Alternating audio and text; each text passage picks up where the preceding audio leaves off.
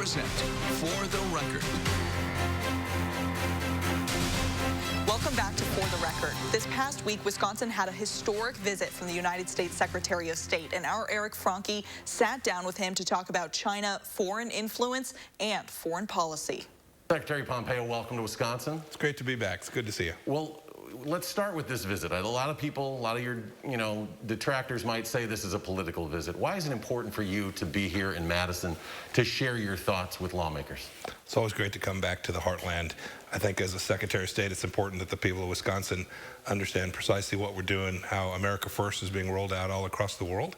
I've traveled to New York, been to California, been to Massachusetts, all across America. It's very important to me that the American people understand what the Department of State and President Trump are doing so that we can deliver security for the people of Wisconsin. I came here today to talk mostly about the threat from the Chinese Communist Party, but to talk more broadly about how the American economy and prosperity and success here in Wisconsin delivers good international outcomes for the American people as well. This started with an email to Senator Roth. Talk a little bit about that, what the Chinese government, you say, is trying to do. I mean, they're trying to get the subnational levels of government to react in a PR effort? What is it exactly? Yeah, no, you've got it right. This began when Senator Roger Roth received an email, a propaganda email, asking him to take actions that would have been fundamentally inconsistent with the truth. Right? And so I reached out to Roger and said, well done, you handled this exactly right. The Chinese Communist Party is trying to undermine our democracy, our freedoms. They're engaged in predatory activity that's caused tens of thousands of job losses right here in Wisconsin. And President Trump and our team are doing our best to push back against that. We love the Chinese people, but the Chinese Communist Party poses a real threat. We simply ask, there's nothing special. We want China to engage on the world stage the way we ask every other nation to. And it's not partisan, it's not about politics. This is about the American people's security. And so they are, when the Trump administration pushes back at the federal level, they're trying to circumvent that, going to state governments and city councils and even to PTA meetings. And the people of Wisconsin need to know that, and so I spoke about that here today. I hope you all will take that on board. We export a lot of product from Wisconsin to China. Right now, the farmers, a lot of industry here is dealing with so much with the pandemic. How do you sell them on the concerns of China while they're just looking for a place to sell their product? Yeah, that's great. We want that too. I hail from Kansas. Kansas farmers have the same challenges. Indeed, the entire focus of President Trump's trade policy with China has been to open that market up. It's been the case for 20 years. I know your farmers would tell you this too. They were treated abusively, poorly, treated unfairly by China, by the Chinese Communist Party. What President Trump has tried to do is say, we're not going to let that happen anymore. We're going to go create a fair, reciprocal, balanced trade relationship. The Phase 1 trade agreement begins to accomplish that. It's the first step towards accomplishing that. In the end, this will end up delivering really good outcomes for people all across Wisconsin, including the Wisconsin agriculture community. We're dealing a lot of people, the virus is top of mind. Can foreign policy, have we learned something from, this whole email started with them trying to shape policy on how they handled the virus. Have we learned anything in foreign policy that can help us in the future when dealing with something like this? That's a great question. I think a couple things come immediately to mind. First, it reminds us that authoritarian regimes are prone to cover-ups. That's how this virus began its travel all across the world, with a Chinese Communist Party that disappeared doctors and wouldn't let journalists talk about what was really going on at the most critical time and juncture in the expansion of the virus. The Chinese covered up for this virus. We expect that they will be held accountable for that. Second, I think as we stare at global supply chains and as small businesses interact with China, I think they're now more aware of the political risk from doing business there.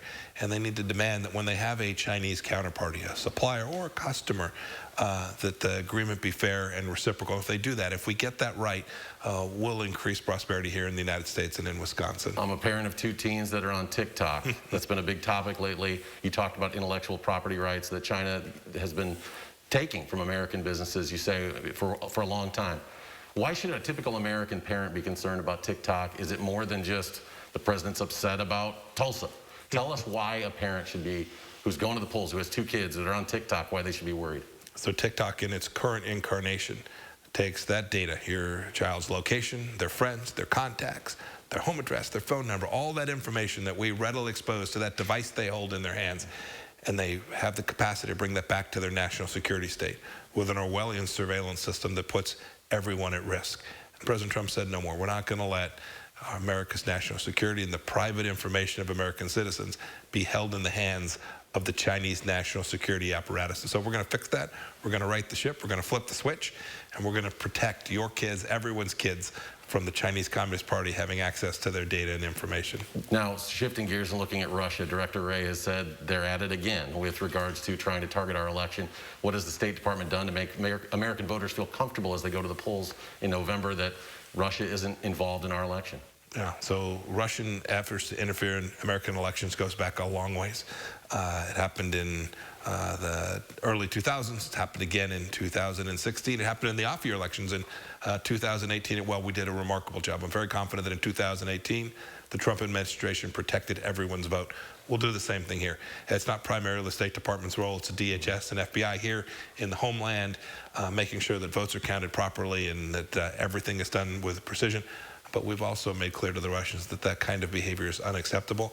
And I'm confident we'll deliver a safe and secure election where the Russians don't impact the outcome. Why does what's happened in the Middle East, the president making those agreements with Israel, why does that matter to voters in the heartland? Why should they commend him for those efforts? So Wisconsin depends a lot on energy, stable energy markets. It depends on there not being a conflict in the Middle East that has an adverse impact for economies all across the world. So many, many jobs depend on a safe, secure Middle East. And of course, we know the terror threat that has emanated from the Middle East as well. When this administration came in, ISIS was beheading people. You'll remember those pictures. There were people in cages burning.